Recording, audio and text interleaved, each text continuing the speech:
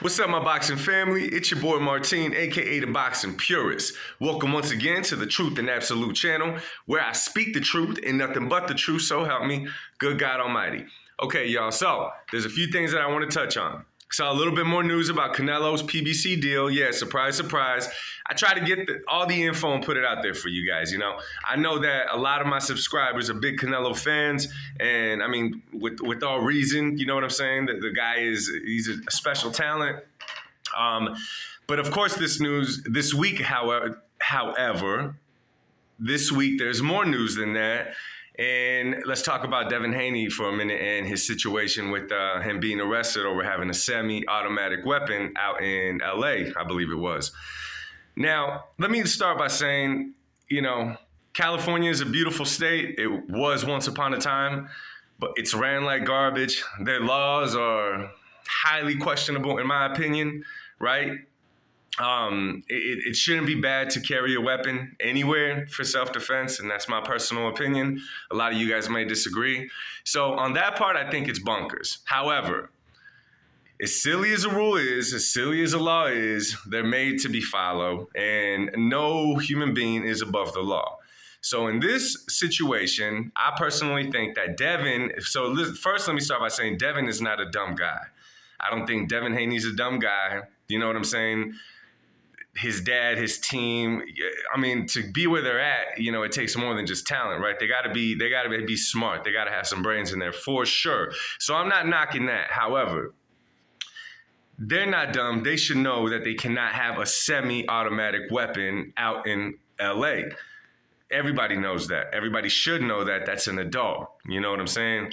So in my personal opinion, this is just a case of Devin, you know, flexing and thinking that he might have been above the law for a second, that he might get a pass on this because he's Devin Haney, you know, world champion boxer, you know, fairly popular.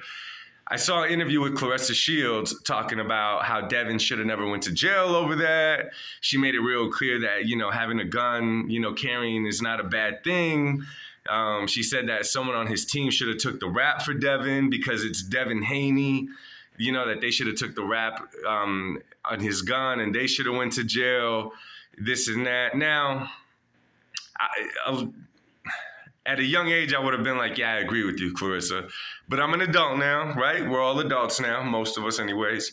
So Devin should have known better than to have a gun over there. And if he took the rap for the gun, that means that the gun was connected directly to him.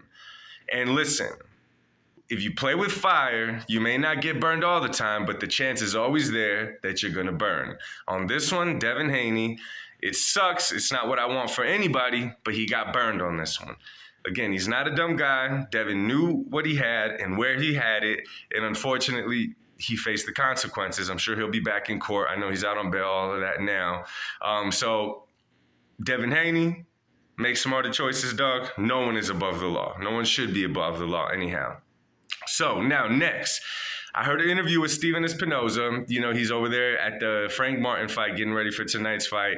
And of course, he was asked about the Canelo deal, the 3-fight PBC deal. Pretty much, you know, they're asking whose names are on there. Who could we expect Canelo to fight next? We know that he's fighting Jermell Charlo September 30th, undisputed versus undisputed.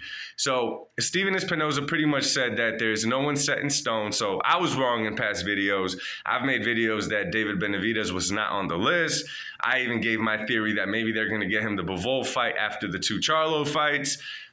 A lot of things, you know what I'm saying? I mean, our minds work like that, right? We don't know for sure, so we wonder, we put best case scenarios, and we do all that. So I was wrong. I'll be the first to say I was wrong. So obviously, no, Jermell's up first. Although Jermell Charlo said on his IG when he was going on his crazy intoxicated rant that he was up next, I don't think so. Just because, again, if you see him wilding out like that, you see him acting out like that, that hurts a lot of things in the sport of boxing. That hurt betting odds, trying to, you know, promote a fight when he's acting like that. It's not good for business. It's not good for business, and I highly doubt that his name is even runner-up at this point in time. He would need a tune-up to kind of put his name out there again to even pose a threat to Canelo, to even make a fight worthwhile.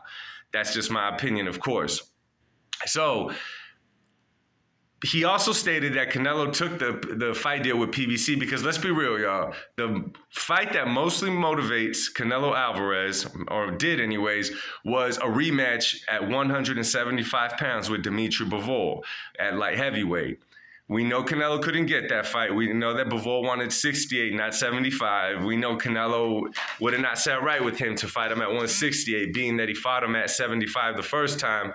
He wanted to redeem his loss. We all know the story. We all know that Matchroom Eddie Hearn was not able to get him that deal, to get him that fight. So, of course, he bounced and went over to PBC, where there's a stable of fighters where I'd like to say Canelo not cashes out as in he's just doing a money grab, but after these 3 fights, which would be another year and a couple of months of fighting, that he would have retired. That's what I would do, but I'm not Canelo Alvarez. My mind doesn't work like his. So Jermell's up first.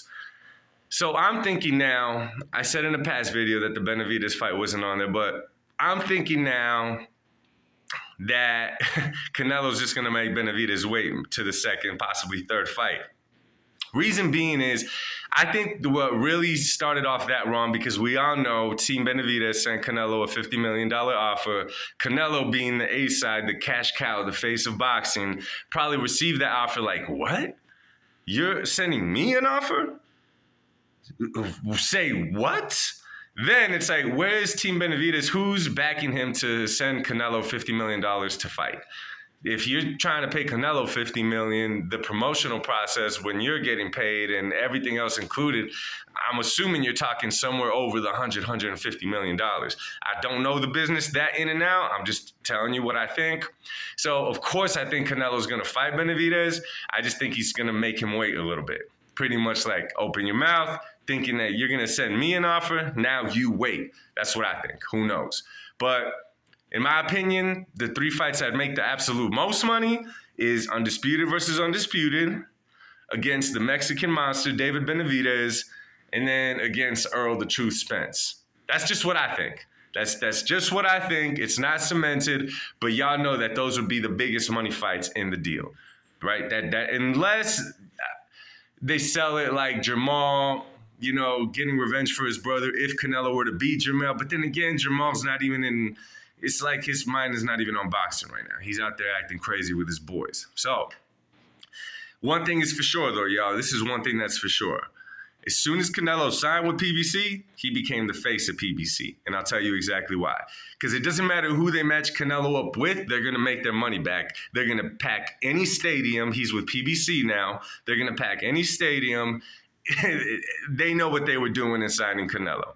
And it was kind of a perfect timing, too, because Matchroom had nothing else to offer at that time, right? Badu, Jack, catchweight, and all that kind of stuff. It wasn't appealing at all. He went to PBC. They did each other a favor. Canelo makes 100 mil plus. PBC is going to make that back 2-3 times over, I'm sure. So let me know once again, y'all. Who do y'all think that Canelo purposely is making David Benavidez wait? Do you think this is his way of punishing Team Benavidez for somehow thinking that they're the A side to Canelo? And ultimately, who is your dream 3 fight? Well, 2 fights, because he's already fighting Jermell. That's penciled in. That's done. That's Undisputed versus Undisputed, September 30th. Who would y'all like to see in the last 2 fights? Who do y'all think it's going to be, right? And do y'all agree with me? Did Canelo become the face of PBC as soon as he signed that contract? That's what I think, y'all. Let me know what y'all think. Much love to y'all. Love talking boxing with y'all. If you're not subscribed, make sure to hit that subscribe button. I'm almost to 500. Come on, y'all. You guys have been amazing. Hit that like button and drop a comment down below. I love talking boxing with y'all. Enjoy your day. Much love. God bless. Peace.